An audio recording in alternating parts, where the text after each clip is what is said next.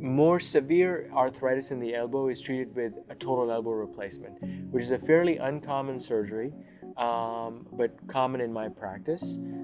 Indications for total elbow replacement are severe arthritis and also bad fractures. If somebody falls on their elbow and fractures it in a way that there's multiple pieces, really can't be rebuilt, then we also give them a new elbow. So the implant looks like this.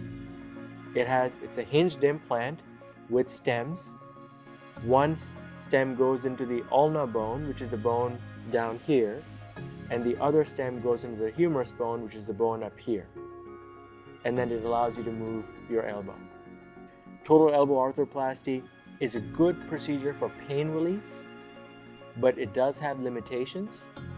We don't allow these patients to lift anything heavier than 5 pounds for life, because we have found that the longevity of these implants are affected by weight bearing on them too much.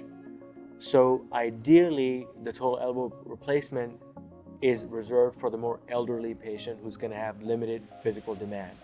And then I counsel those patients fairly extensively before we go in and do this procedure that if, let's say, we do the total elbow replacement on their left arm, the left arm is going to be primarily for mobility and to use for simple things like holding your cell phone or driving a car. But for heavy lifting, you'll use your other arm. So that's something that we counsel the patients about before we consider doing a total elbow replacement. It is a procedure that can be done on an outpatient basis. Sometimes patients spend the night in the hospital. It does require splinting for a few weeks and then lots of physical therapy. And I found patients finish physical therapy within a 3 to 6 month time frame and are back to generally fairly normal active lifestyle.